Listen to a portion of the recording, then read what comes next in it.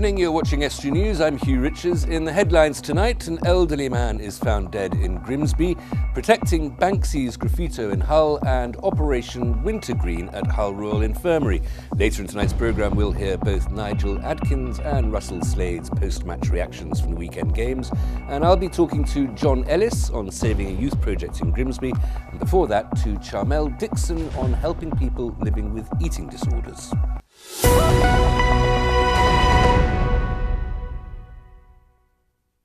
Police are investigating the death of an 85-year-old man near Grimsby.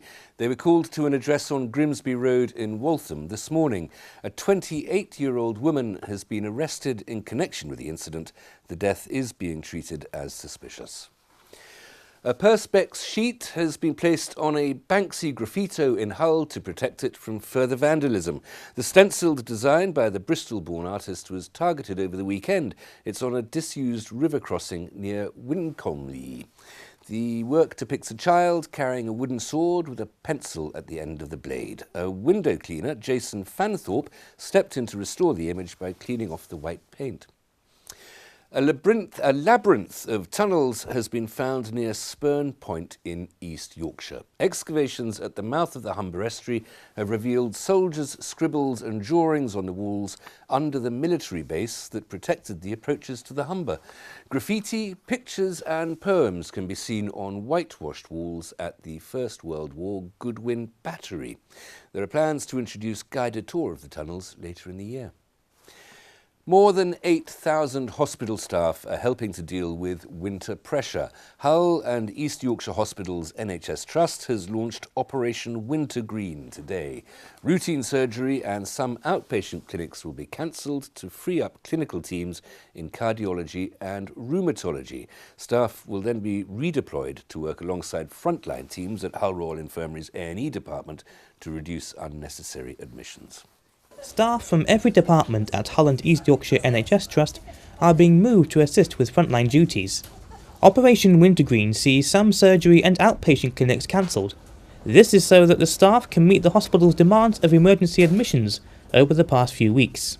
I mean, it's a kind of extension really of the national mandate, which has seen us cancel some patients over the last few weeks since the beginning of January in order to improve our capability to manage all of our elective, all of our emergency work. I mean, we do provide very safe care in our hospital. I think what we are trying to do is to provide that in a much more timely manner than we have been in recent weeks. I think it's also worth to notice, or to note really, that like other hospitals, you know, we have been under a significant amount of stress. You know, it's not unique to Hull and East Riding. I think what we're trying to do this week is to ensure that we've got more senior decision makers on the front line. So we've got our key specialties such as cardiology, respiratory, acute surgery, trauma and orthopaedics, who will be in-reaching into our A&E department and kind of across our ground floor in order to give a more timely senior kind of decision. And I think by doing so, we do expect that we will potentially avoid admitting some people. And also at the back end of the hospital, what we are doing is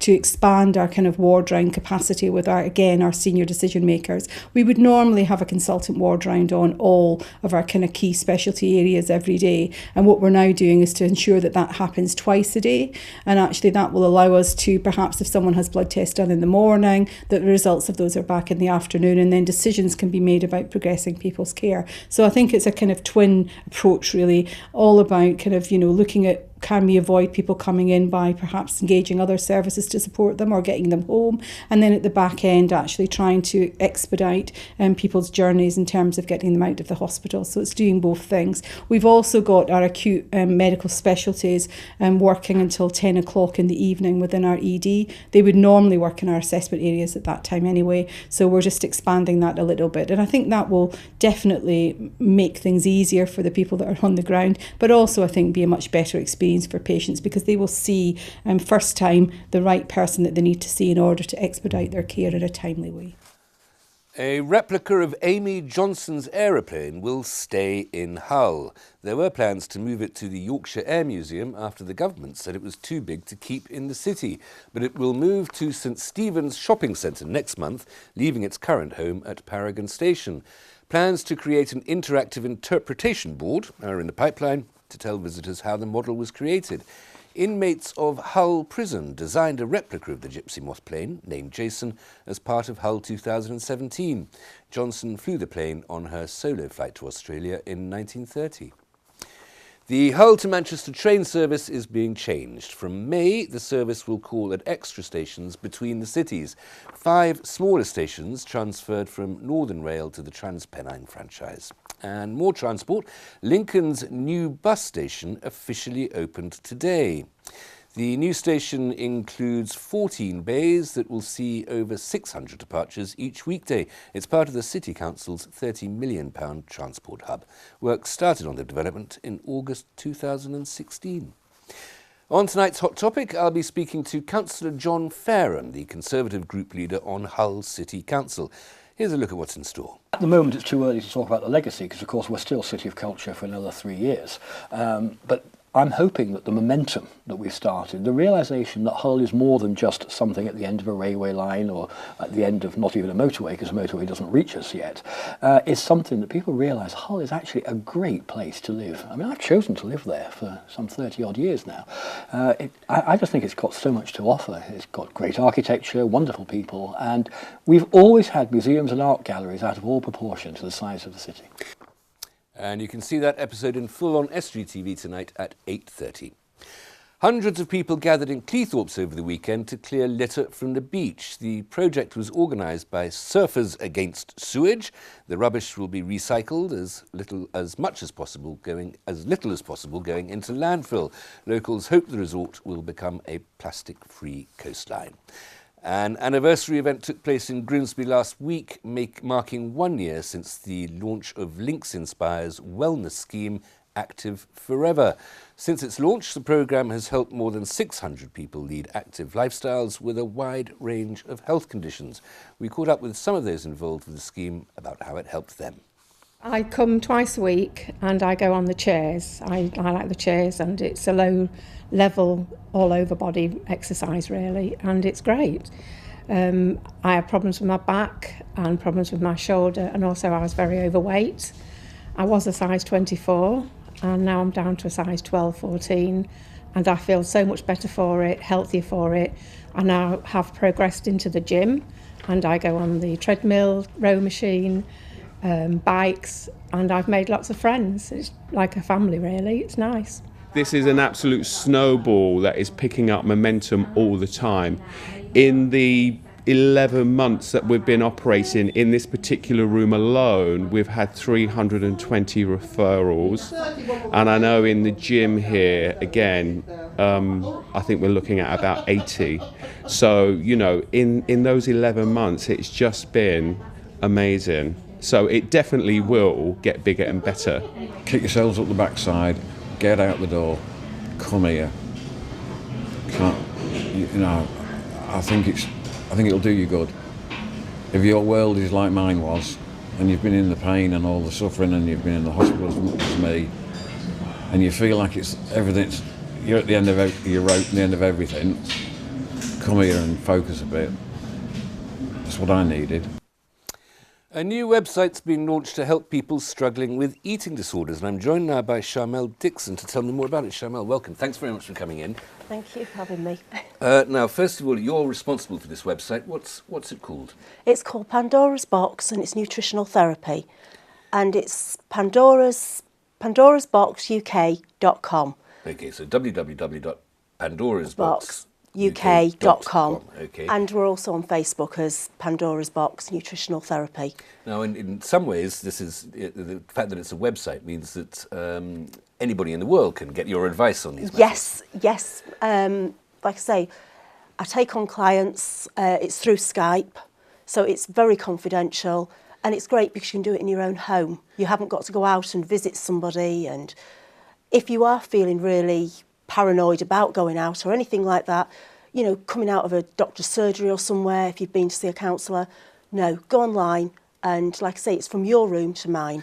And I should emphasise, you're a trained counsellor and a trained nutritionist as well. I am, yes. At some point there was a big change of career, wasn't there? It's all actually tied together. I've been in the field of eating disorders for 21 years, so it's something that I'm really passionate about.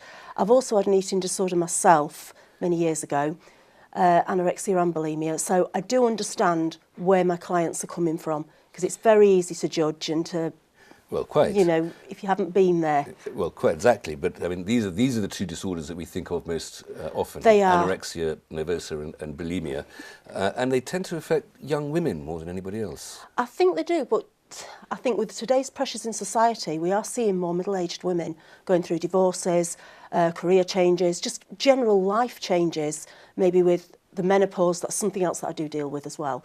You do seem to see that it seems to be not an age group, it's just widespread.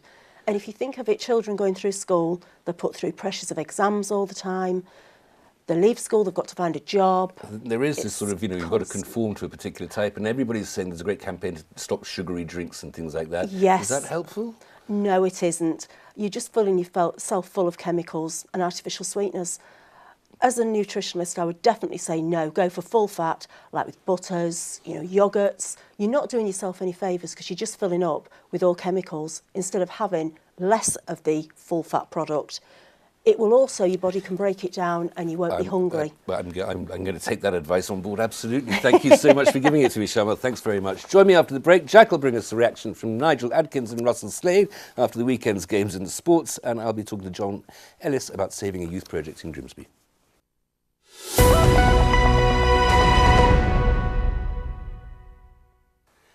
Welcome back. You're watching Estuary News. Still cut to come tonight in the sport with Jack, Nigel Adkins and Russell Slade's post-match reactions, along with all the weekend's results. And John Ellis joins me on the sofa to tell me about saving a youth scheme in Grimsby.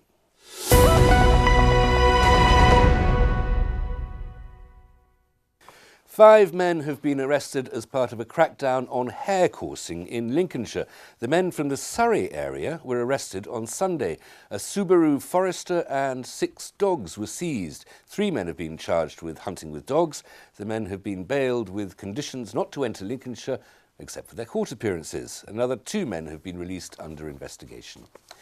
There's still no update on a Hull woman jailed for smuggling drugs into Egypt, according to the Foreign Office.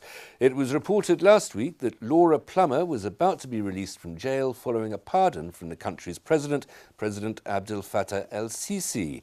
The 33-year-old was arrested in October after flying into the country with tramadol and naproxen in her suitcase, she says, for her Egyptian partner. They're popular recreational drugs in Egypt and illegal. She was sentenced to 3 years in prison on Boxing Day. North Lincolnshire Council is to introduce a new local plan. It will identify needs and opportunities over the next 19 years in relation to housing, business growth and infrastructure. People are being asked to give their views on the draft plan via the North Lincolnshire's website. And that consultation runs until the 12th of March.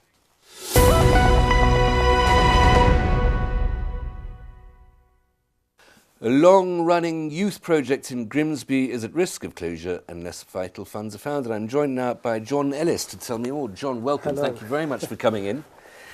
This is the Shalom project on the East Marsh. That's right, yes. Yes, quite right, yeah. And how long has it been going on? 45 years. 45, and you've been running it all that time? Since day one. So there are people who were first there as youths and young people who are really rather venerable elderly old chaps now. They are, yes, yes. We've got granddads now. You have granddads. You run out of money. Yeah, because the council, with cuts and everything, they stopped funding us last April, because we were part of the Skint programme. That was the Channel 4 programme about the poorer parts of Grimsby. Yes, and it was about the East Marsh, and we took part in it. We've had about £12,000 in donations from that programme from all over the country, so that's kept us running, but we're beginning to run out of money now.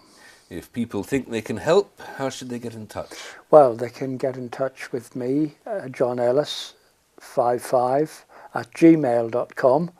John Ellis, all lowercase, 55 @gmail.com. Okay. Now, the project has been going, as you say, for 45 years. How many people do you think have passed through your hands? We know it almost exactly, 4,492.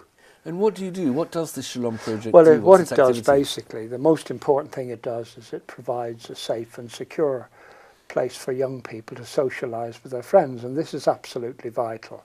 The adult community have their pubs and clubs, but actually all the youth centres, all the local authority youth centres in Grimsby have been closed, and that's a disaster because young people, just like adults, need somewhere where they can socialise and they know they're safe and secure and okay.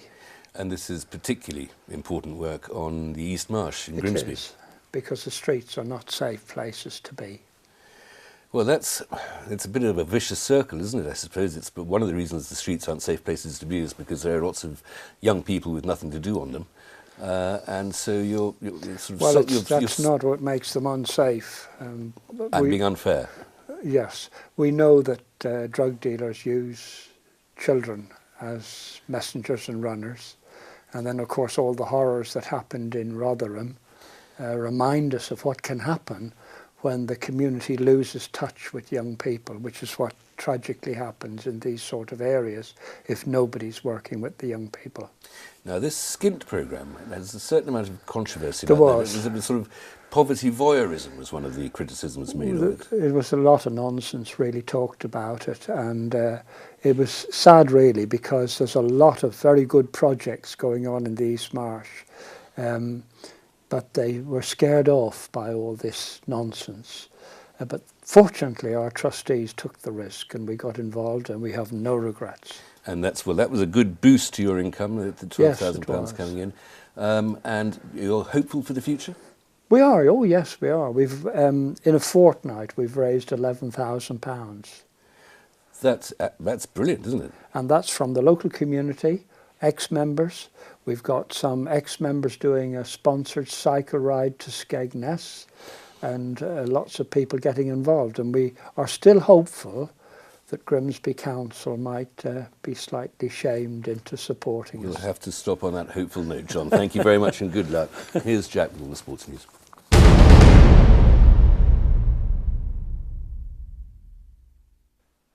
We'll start with football, and Hull City are through to the 5th round of the FA Cup. The Tigers won 2-1 against Nottingham Forest at the KCOM Stadium on Saturday. First half goals from Jared Bowen and Nua Dicko meant City went in with a comfortable half-time lead. A late goal for Forest from Apostolos Velios led to a few anxious minutes for the Tigers faithful, but Hull held on to steal their place in tonight's 5th round draw. Head coach Nigel Adkins said he was pleased with his side's performance. We well deserved to win the game. We had a lot of opportunities again. We've been talking about that. Pleased that we took 2, could have took a lot more. We made a couple of changes, players coming back from injury, players trying to take a claim for a place in the starting 11, but again it's not about the 11, it's about the whole group all contributing. We started the game well. We needed that third game to really kill the opposition off, and we had the chances to go and do that. And obviously it makes it very interesting at the very end. Fantastic crosses coming from their lad to go and score, but I want to see us defend that better. But for me, good performances from players. The team is a team, a collective team. A lot of spirit about everybody. As I said, we created a lot of opportunities to win the game, and the supporters were right behind everybody as well. On to League One now, and once again it was late heartbreak for Scunthorpe United. The Iron conceded in the 2nd minute of stoppage time to go down 3-2 away at Southend United on Saturday. Tom Hopper got Scunthorpe off to a perfect start when he headed in from close range. Southend then went 2-1 in front thanks to goals from Michael Kitely and Stephen McLaughlin before Kevin Van Veen equalised. It looked as if the match would end in a draw, but like in the Doncaster Rovers game, the Iron conceded late on as Michael Turner struck with just seconds remaining. The former Hull City defender slid home shortly after Cameron Burgess was sent off for a second bookable offence for Scunthorpe. It's now 4 games without a win for Graham Alexander's side, who remain in 4th despite the defeat. On to League 2 now, and Grimsby Town's winless run continued as they lost 1-0 to league leaders Luton Town on Saturday. The Mariners enjoyed the better of the opening exchanges. Luke Summerfield hit the crossbar for Town and Jamil Matt went close, but the home side just couldn't find that all-important goal. Luton were then reduced to 10 men on 33 minutes when midfielder Jordan Cook saw red for 2 bookable offences. Despite the one-man advantage, Town conceded just 5 minutes into the second half when James Collins prodded home from close range. That strike turned out to be the winning goal as the Hatters extended their lead at the top. They're now 9 points clear of second-place County. Grimsby, however, fall to 17th with that result, and manager Russell Slade was frustrated after the game. It's not as easy as you think when teams against sit really deep and make it you know, that no grass in behind, make it very difficult for you to get through them. So we needed that little bit of creativity. We still hit the crossbar second half. We still got balls into the box. I'd have liked some better quality going into the box at times, or the type of cross going into the box, whether it was a pullback to get a shot off, could have been better. And that's been our Achilles heel. But in terms of the game plan, in terms of the game, we dominated large periods of the game. Yep, they're a threat on the counter. Why shouldn't they be? They're the team that are top 6 points top of League Two. So we always know it's going to be a tough one. Meanwhile, in Rugby League, Hull Kingston Rovers won their final match of pre-season. The Robins beat Championship side London Broncos 24-18 at the KCOM Craven Park on Friday. Tries from Jordan Waln, Thomas Minns, Mose Meso and Adam Quinlan sealed a narrow win for the Robins in what was a competitive encounter. That result means Rovers end their pre-season campaign with three straight victories. Such form should give confidence to Tim Sheen's side ahead of their first game back in the Super League against Wakefield Trinity on Friday. And finally, a roundup of the local rugby union results from the weekend. In Yorkshire Division 1, Hull Enzians narrowly lost at home, going down 23-18 against Wheatley Hills. It's Enzians' sixth straight defeat. They sit 10th in the table. In contrast, Beverley have made it 6 wins in a row. The Beavers won 12-10 in a tight game away at Keighley to further solidify their place in second. However, they're still 11 points behind league leaders York. And that's all for the sports. Back to you in the studio.